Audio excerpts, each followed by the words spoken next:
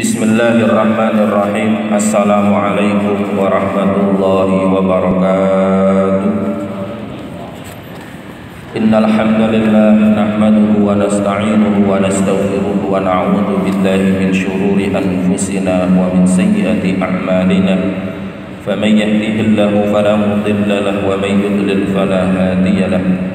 Ashhadu an la ilaha illallah wahdahu la syarika lahu wa ashhadu anna sayyidana wa habibana Muhammadan abduhu wa rasuluh. Allahumma salli wa sallim ala sayyidina Muhammad ibn Abdillah wa ala alihi wa ashabihi wa mawalah. Allahumma anfa'na bima 'allamtana wa 'allimna ma yanfa'una warzuqna 'ilman yanfa'una wa zidna 'ilman. Subhanaka la 'ilma lana illa ma 'allamtana innaka antal 'alimul hakim. Amma ba'du. Faqala Allah Ta'ala wa idza sa'alaka 'ibadi 'anni fa inni qarib ujibu da'watad da'i idza da'an falyastajibu li wal yu'minu bi la'allahum yarshudun. Surat Al-Baqarah ayat 186. Menika lanjutan saking pembahasan kala rumiyin saderengipun napa menika libur. Wa idza sa'alaka lan nalikane padha takon ing sira Muhammad sapa ibadi pira-pira kawula ingsun ani saking ingsun Allah fa inni mongko jawab sapa sira Muhammad ing satemene ingsun iku qaribun tat kang parek. Ujibu nyembadani sapa ingsun Allah dakwatan da'i ing dungane wong kang donga. Idza da'ani nalikane donga sapa ad-da'i ing ingsun. Falyastajibu mongko padha amriya kasembadan sapa ibadi li maring ingsun. Wal yu'minun lan padha imano sapa ibadi bi kelawan ingsun. La'allahum supaya ana sapa ibadi ana iku yarsyuduna padha pinter-pinter kabeh sapa ibadi. Apabila hamba-hambaku bertanya kepada engkau wahai Muhammad tentang diriku, maka katakan sesungguhnya aku ini adalah zat yang sangat dekat. Aku mengabulkan segala doa orang yang berdoa apabila ia mau berdoa. Maka melakukanlah hal-hal yang semestinya diperintahkan untukku dan beriman kepadaku agar mereka mendapatkan petunjuk. Ayat menika para rawuh Bapak Ibu sedayanipun ingkang minulya nerangaken tentang babagan masalah doa. Diawali dengan dawuh bilih Allah Ta'ala menika zat ingkang parek. Allah niku banget cedhake. Bahkan sampai wonten ing ayat sanes menika dipun dawuhaken wa nahnu aqrabu ilaihi min hablil warid. Jadi kami menggunakan mutakallim wahdah lil ikram. Aku Allah itu sangat dekat, bahkan dekatnya itu adalah lebih dekat dari hablul warid. Hablul warid itu jalan beredarnya darah yang ada di gulune awake dhewe. Iku nuduhake nek Gusti Allah niku ada dan sangat dekat dengan kita. Sehingga saking cedhake Gusti Allah Ta'ala menika mestinipun Gusti Allah mangertosi dumateng hajat utawi kebutuhan kula panjenengan sedaya. Sebab Allah niku Maha Kaya. Allah akan senantiasa memberikan ijabah kepada siapapun yang merasa butuh kepadanya, dan rasa keterbutuhan hamba kepada Allah itu diwujudkan dengan berdoa. Maka dalam sebuah hadis Rasulullah sallallahu alaihi wasallam paring dawuh ad-du'a mukhul ibadah. Doa itu adalah otaknya atau pokoknya dari segala ibadah. Niku. Jadi asas sul ibadah niku nggih doa kepada Allah Subhanahu wa taala, bahkan melebihi dari ibadah-ibadah yang lain. Karena kalau ibadah-ibadah yang lain ini bisa jadi awake dhewe nalikane nglakoni ibadah niku krana ana perintah. karena kita takut, ya kan, karena diperintahkan oleh Allah kita takut nek orang lakoni wedi dosa. Apa dosa niku ya nyebabaken mlebu neraka. Dadi awake dhewe ning lakoni perintah krana wedi neraka nek orang dilakoni.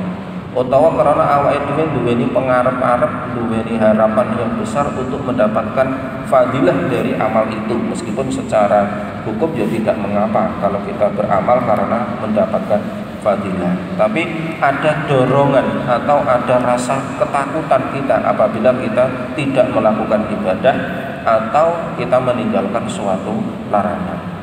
Tapi kalau kita berdoa kepada Allah Subhanahu wa taala, ini menunjukkan bahwasanya kita itu sedang merasa butuh sekali kepada Allah Subhanahu wa taala, maka rasa rendah kita, ya kan, dibandingkan dengan kekuasaan Allah karena kita butuh, maka inilah yang kemudian menjadi titik tolak di mana ibadah doa, ya, doa itu menjadi mukhul ibadah, menjadi otaknya, menjadi dasarnya dari sebuah ibadah-ibadah yang ada di dalam agama kita. Makanya ibadah itu ada dua kalau di dalam penjelasan lebih lanjut, itu ada ibadah sana, doa itu ada dua, doa sana kali doa masalah. Doa sana itu doa yang berisi tentang pujian-pujian atas Allah Subhanahu wa taala ataupun Rasulullah sallallahu alaihi wasallam, sebagaimana doa-doa kita ketika kita menggunakan nama-nama sifat-sifat Allah Subhanahu wa taala atau memperbanyak pujian kita kepada Allah maupun Rasulullah sallallahu alaihi wasallam. Maka kenapa di dalam syariat kesunahan doa itu sebelum berdoa adalah kita membaca tahmid, membaca tasbih atau hal-hal bacaan yang lain yang itu merupakan pujian kepada Allah sekaligus sholawat kepada Rasulullah Sallallahu Alaihi Wasallam, karena ini menjadi sebuah keutamaan di dalam berdoa, doa tanah. Yang kedua adalah doa masalah, ini yang kebanyakan kita ucapkan atau kita panjatkan kepada Allah. Doa karena kita mendapatkan masalah tertentu atau kita sedang meminta, kita memohon tertentu. Misalnya ingin diberikan kemudahan, diberikan ilmu yang manfaat, diberikan rezeki yang longgar, diberikan umur yang panjang, umur yang berkah dan sebagainya, itu termasuk dalam kategori doa masalah. Doa yang dipanjatkan kepada Allah karena ada permintaan hal-hal tertentu. Allah Subhanahu wa taala itu Maha Kaya, ujibu da'watad da'i da'an. Allah akan mengabulkan doa siapapun yang berdoa. Cuman ada syaratnya, fal yastajibu li wal yu'minu bi la'allahum yarshudun. Tapi doa yang kita panjatkan itu harus dibarengi dengan usaha, dibarengi dengan iman kepada Allah. Nah, usahanya seperti apa ya? Yaitu nanti karena di dalam suatu masalah itu tidak luput dari sebab dan akibat. Ini umumnya, meskipun Allah itu mampu menciptakan sesuatu tanpa sebab, tapi umumnya hukum yang berlaku di kita itu ada sebab, ada akibat. Nah, awake dhewe pengen pikantuk ilmu sing manfaat, ya berarti awake dhewe ya di samping donga njaluk ilmu ya berarti harus thalabul ilmi. Kalau kita ingin diberikan kekayaan oleh Allah, ya di samping donga njaluk kekayaan tapi juga dibarengi dengan usaha. Ini contoh. Kalau kita ingin diberikan keselamatan, kesehatan, ya di samping kita berdoa minta kesehatan, keselamatan, kita juga menjalankan protokol-protokol kesehatan. Itu namanya yastajibu li. Jadi menjalankan apa yang semestinya diperintahkan oleh Allah atau menjalankan hukum sebab dan akibat, karena memang umumnya permasalahan itu ada karena sebab dan akibat. Sekali lagi, meskipun Allah mampu menciptakan sesuatu tanpa ada sebab. Contohnya Nabi Adam tanpa bapak tanpa ibu, Nabi Isa tanpa bapak tanpa ibu, Sayyidah Maryam itu selalu terjaga, selalu dijaga oleh Allah rezekinya walaupun tidak bekerja. Itu bagian-bagian dari Allah mampu tanpa sebab bisa menciptakan. Tapi secara umum ya kita harus ada sebab dan akibat. Yang kedua adalah wal yu'minu bi, iman kepada Allah. Iman itu berarti kita yakin bahwasanya Allah itu adalah salah satu, Allah itu satu-satunya zat yang mencukupi segala kebutuhan keluh kesah kita. Maka dalam konsep la haula wala quwata illa billahil aliyyil azim itu ini nyambung dengan konsep doa. Jadi ketika kita doa harus yakin bahwasanya Allah pasti akan mengijabah dan hanya Allah lah yang akan mengijabah, meskipun tadi kita tetap harus menjalankan sebab-sebab untuk mendapatkan apa yang kita inginkan. Berkatan mukaddimah dari pembahasan doa, insyaallah sanes wekdal kita lajengaken tentang adabu ad-doa. Berkatan wallahu musta'an ila thoriqil